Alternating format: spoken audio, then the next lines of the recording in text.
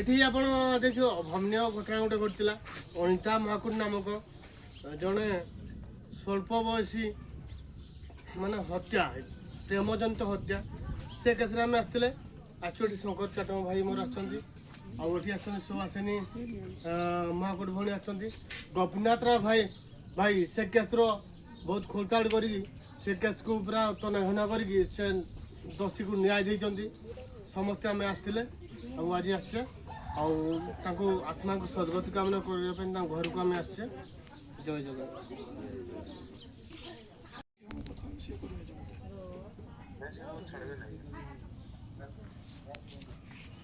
ଠିକ ଅଛି ମୁଁ ଲଗାଉଛି ତାକୁ ଦେଖିବା।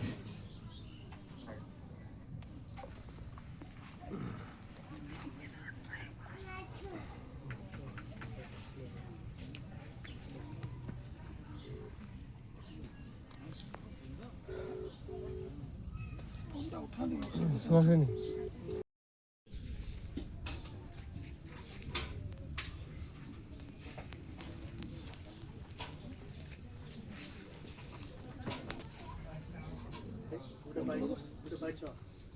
ଫଟୋଟା ଖାଲି ନେଇ ଯାଉନା ଗୋଟେ ଦୂର ଆହୁରି ଦୂରକୁ ପో।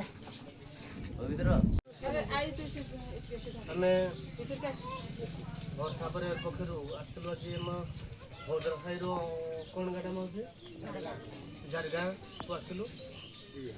ଏଠି କିଛି ଦିନ ପୂର୍ବରେ ଆପଣ ଦେଖିଥିବେ ଜଣେ ଛୋଟ ଛୁଆ ଆମର ତାଙ୍କୁ ଅକଥନୀୟ ଅତ୍ୟାଚାର ଦେଇକି ତାଙ୍କୁ ମାନେ ମାରିକି ପୋତି ଦେଇଥିଲେ। ଅନିତା ମହାକୁଡ଼ ଛୁଆର ନାଁ। ଆଉ ସେଠି ଆସିଥିଲୁ, ତାଙ୍କ ମାଆ ଅଛନ୍ତି ସେଠି, ତାଙ୍କୁ ନ୍ୟାୟ ବି ମିଳୁନଥିଲା। ସେଠି ବର୍ଷାପରେ ଆମ ଆଡ଼ଭାଇଜର ଯିଏ ଅଛନ୍ତି ଗୋପୀନାଥ ରାମ ଭାଇ ସେ ନ୍ୟାୟ ଦେବାରେ ସମ୍ପୂର୍ଣ୍ଣ ସହଯୋଗ କରୁଛନ୍ତି। ଆଉ ତାଙ୍କୁ ଆସିଥିଲୁ ଆମେ ସହକାରେ ଆମେ ଆସିଥିଲୁ ଯାହା ଆସିକି ଗୋଟେ ସମବେଦନ ଯେଉଁ ବଡ଼ କଥା ତାଙ୍କ ଧନ୍ୟବାଦ। ସେ ଆତ୍ମାର ସଦ୍ଗତି କାମନା ଆମେ କରୁଛୁ।